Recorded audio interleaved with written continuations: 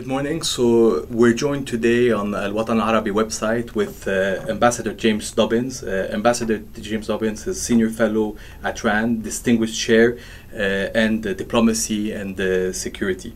You have held State Department and White House posts, including Assistant Secretary of State for Europe, Special Advisor to the President, among others, of course, and you have served on numerous crisis management and diplomatic troubleshooting assignments as Special Envoy for Afghanistan and Pakistan. Today, our focus will mainly be around Iran and what's about to happen in the coming period. Right. I'd like to start in a different way. I mean, we're used in the Middle East to look at Iran through the west of Iran. I want to talk about the east. What is happening? How is Iran foreign policy engaging with Afghanistan and Pakistan and also all Central Asia? Is it different than the methods that they have for, let's say, the Arab region, or is it the same type of policies that they have there? Well, I think certainly beginning in 2001 and really through at least for the next decade, Iran's policies toward Afghanistan were quite positive and largely convergent with American policies. So Iran was quite helpful in the aftermath of 9/11 in helping the United States put together a successor government to the Taliban. Mm-hmm. Iran provided significant economic support to the government in Kabul. And in general, its policies were not necessarily coordinated with the United States, but mm-hmm. were quite consistent with American policies. I think perhaps largely as a result of the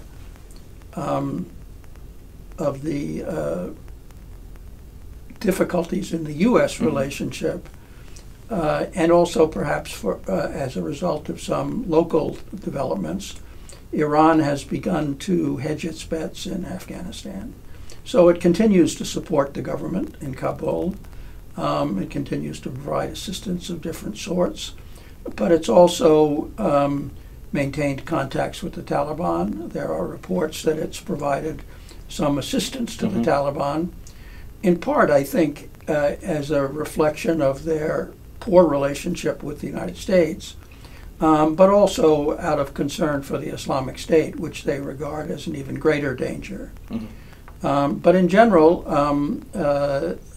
Iran has been opposed to the Taliban, certainly opposed to the Islamic State, and has had, on balance, good relations with the government in Kabul.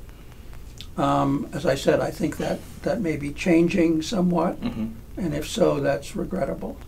But if you just to give a small comparison to our viewers, if you look at the way Iran interferes in Arab affairs, so if you look at Hezbollah in Lebanon and other small groups, do they do the same thing looking eastwards? Do they support minority groups and try to promote them and have privileged relationship with them? I mean, even in Iraq, where the relationship with Iran is much better, they still keep a two-level relationship, I would say, government to government, but also with some of different militias or military groups that are on the ground. How does that impact the way they work eastwards? Well, of course, I think the Iranian response would be that that behavior with respect to the countries to their west is defensive. Okay. That it's a result of the hostility that since the Iranian Revolution mm-hmm. They've experienced from most of the Arab states, most notably, of course, Iraq, mm-hmm. which invaded Iran, but also to some degree from the others, and that this is a defensive mechanism which is unnecessary to their east because none of the states to their east have sought to destabilize or undermine Iran. Mm-hmm. So they have no necessity. Now, in Afghanistan, where there is a significant Shia minority, the Iranians have sought to help protect that minority. But they've also, I think, at least until recently, urged that minority to collaborate with the Afghan government. And indeed, the Shia minority have been active and generally constructive participants in the coalitions that have governed Afghanistan since 2001. And the Iranians have not, at least until recently again, sort of created a separate militia in Afghanistan. Now, they have recruited a number of Afghans to fight in Syria. Absolutely. And so I think there's a serious question of what happens when they go back. And I think it'll be important for the Afghan government to address the needs to reintegrate these people peacefully in the Afghan community, and I hope that Iran will collaborate in that.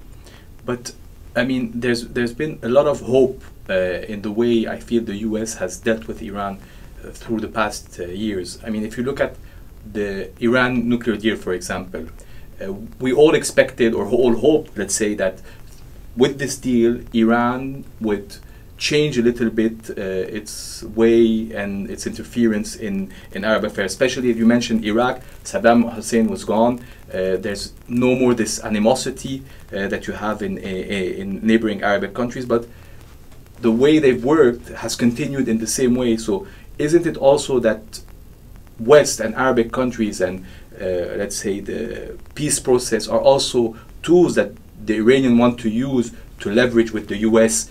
On a global status for them on a regional level?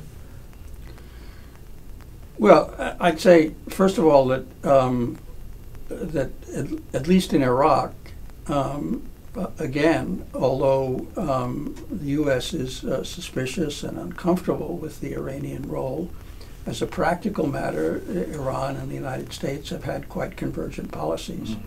Iran was very important in stopping the Islamic State as it almost advanced to the suburbs of Baghdad. Iran and the United States both moved very quickly to support Iraqi forces to resist the Islamic State.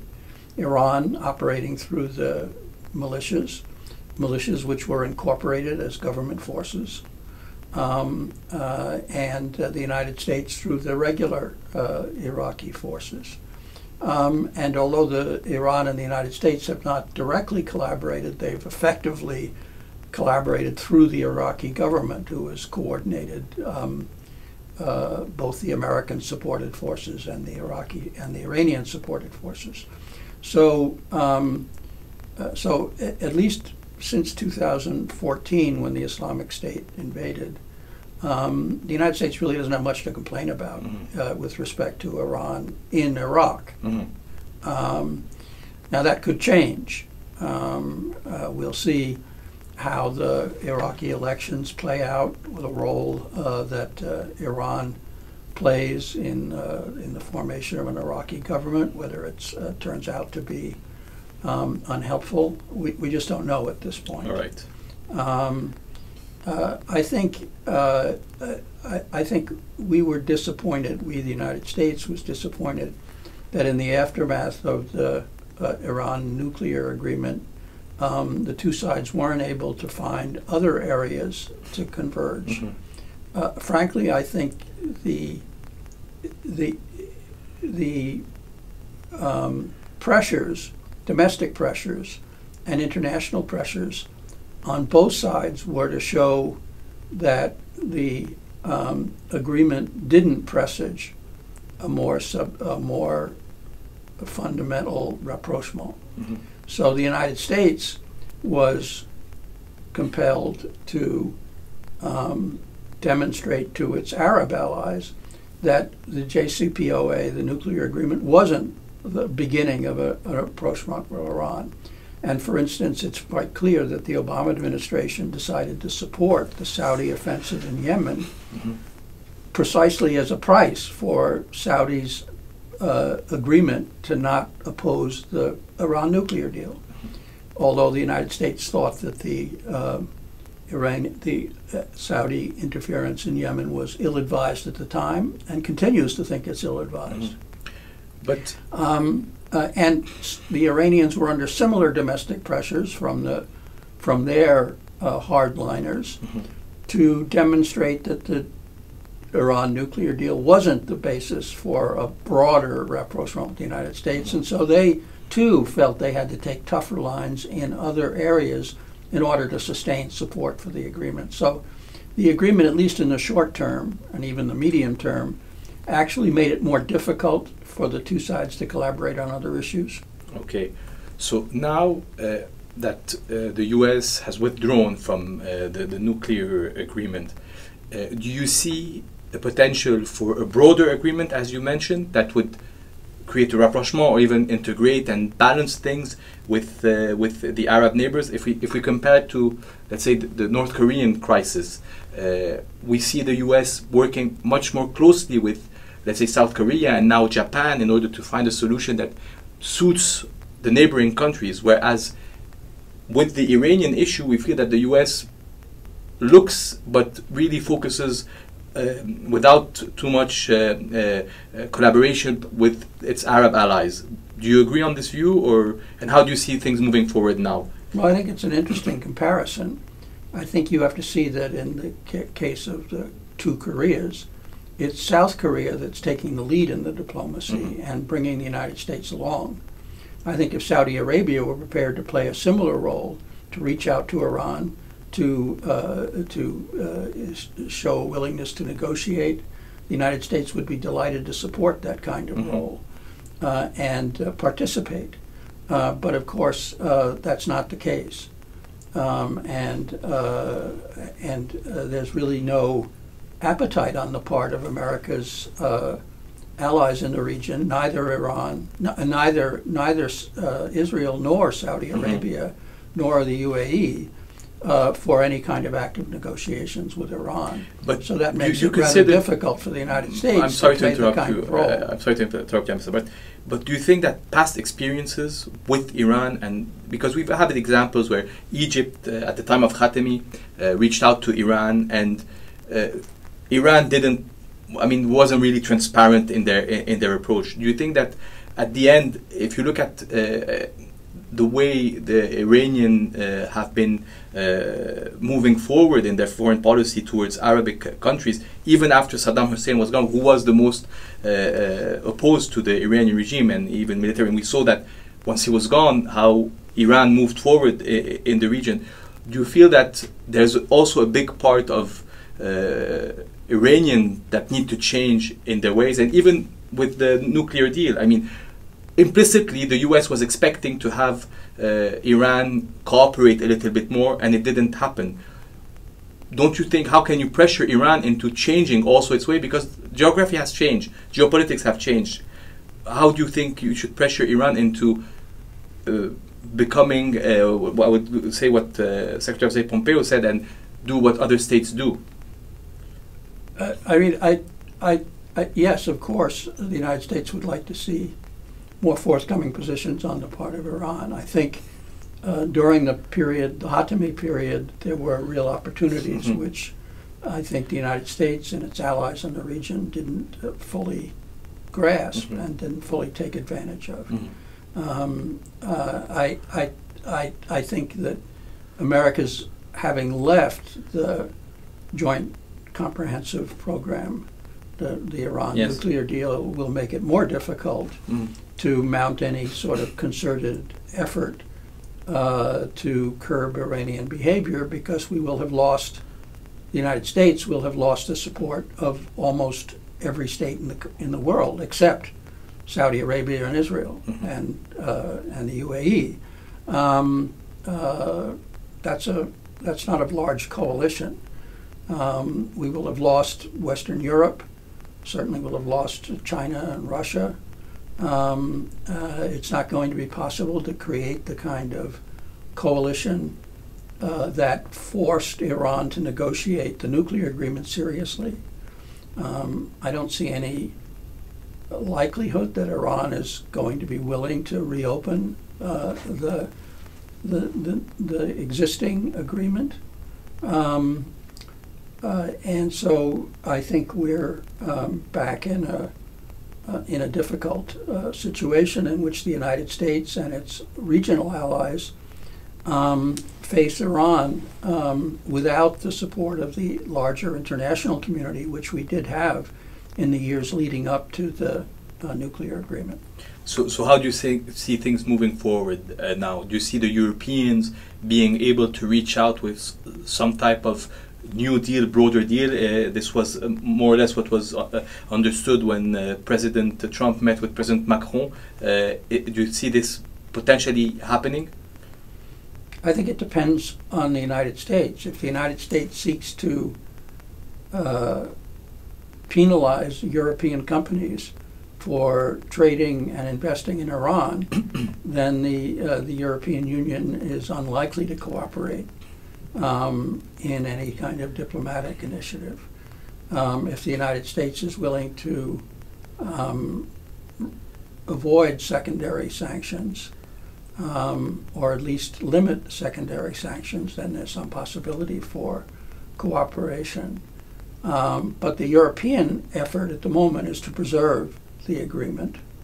That's their top objective. If they succeed in doing that, and if the United States gives them room to allow them to do that, then there's a possibility of some broader negotiation at some point in the future. But from your experience, from your knowledge, do you expect the Iranians to really change, to really change their foreign policy towards Arabic countries? I mean, they've invested so much, and successfully. I mean, if you look at Lebanon, Hezbollah has, done a great job for the Iranians. If you look at Iraq, same thing. If you look at what triggered the Saudi intervention in Yemen with the Houthis, that all these things and the way they're working, you feel that at the end, what the Iranians want from the Americans is to tell them, this is your region, do whatever you want with it. And they won't stop until this happens. How do you deal with this? Should the US deal with this? How should the US, and this is not something that would stabilize the region, I believe. It would create more instability. Do you agree with this view? And if not, why? And if so, what should be done by the US to change this with the Iranians?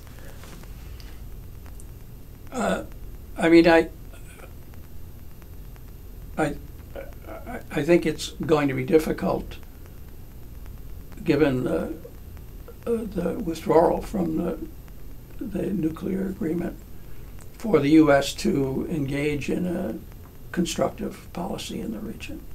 I think a policy that's based on pressures, on threats of military action, and on sanctions is going to have limited effect because it doesn't enjoy broad support. I would have advised staying in the agreement and working with the Europeans, as the Europeans were prepared to do, to put greater pressure on with respect to the Iranian missile program and with respect to Iran's activities in Syria and Yemen. I do think that the United States has supported and should continue to support efforts to negotiate a settlement in Yemen. I think that's important. And the Iranians at least say they're prepared to do that. As I understand it, it's the Saudis who are refusing to talk to the Iranians about it on the grounds that the Iranians have no role and therefore they don't need to talk to them. I think that's probably a mistake. I think if you want to negotiate an end to that conflict, then the Iranians and the Saudis need to talk to each other. And I think the U.S., even under the current administration, would support that. In Syria, I think the situation is much more difficult.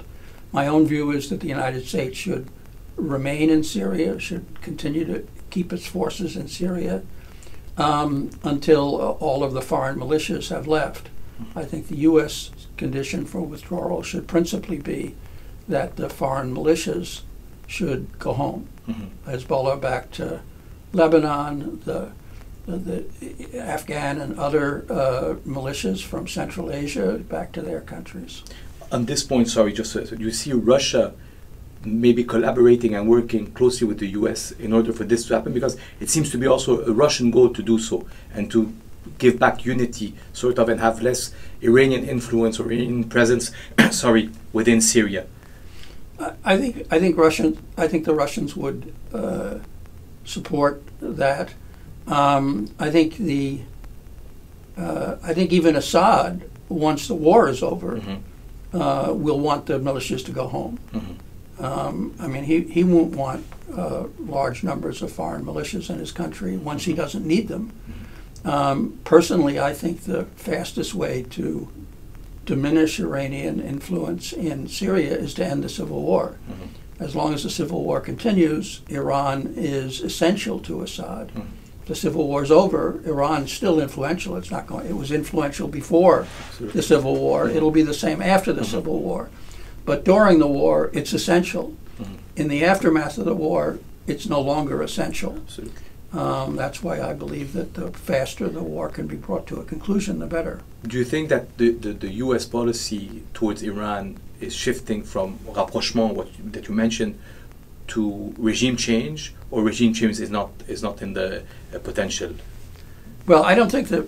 I'm not sure the policy was ever one of rapprochement. I think the policy was one of trying to moderate their behavior over time, one step at a time, beginning with the behavior that we felt was the most dangerous, which was the nuclear weapons program, and then moving on to other issues as the opportunities arose. I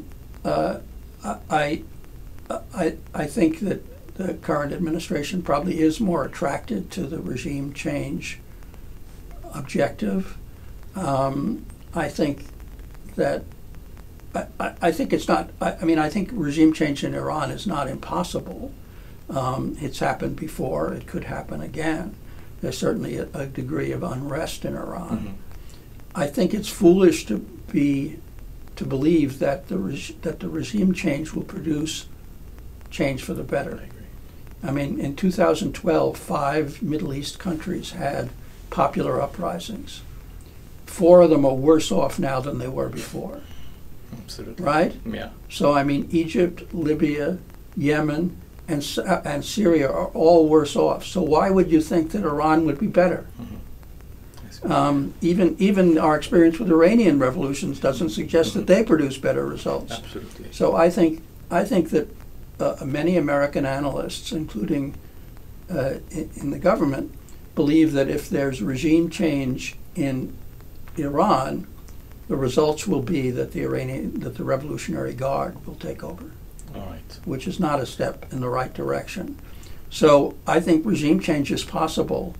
I'm not sure the U.S. can do much to affect it. I mean, I think we exaggerate our influence. But I think we should be careful about what we ask for. Okay. Understood. So just to conclude, you see that there's still many risks within the region regarding Iran. What would be, in your view, a new collaborative way to work between the U.S., the European, China, Russia, and the Gulf countries and the Arab countries in order to bring this new solution instead of what you mentioned could be a risk of regime change? What would be your policy recommendation or the way things should move forward? Well, I'd say the first thing is that it's important that the Europeans succeed in retaining the JCPOA so that Iran doesn't restart its nuclear program.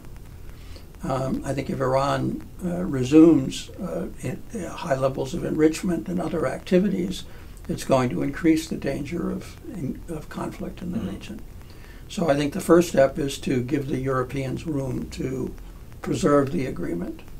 I think if that occurs, then there can be discussion of other issues, including ways to bring the U.S. back into the agreement. And I think the Europeans would probably take the lead in those discussions. I do think there's room for there's certainly room for movement on Yemen. I think Syria is more difficult just because it's so complex and there's so many countries involved. But I think that Iran is in danger of overplaying its hand in Syria. I think it could find itself in a conflict with Israel pretty easily, not necessarily involving direct exchanges between Israel and Iran, but with a much more active Israeli effort to attack Iranian targets in Syria.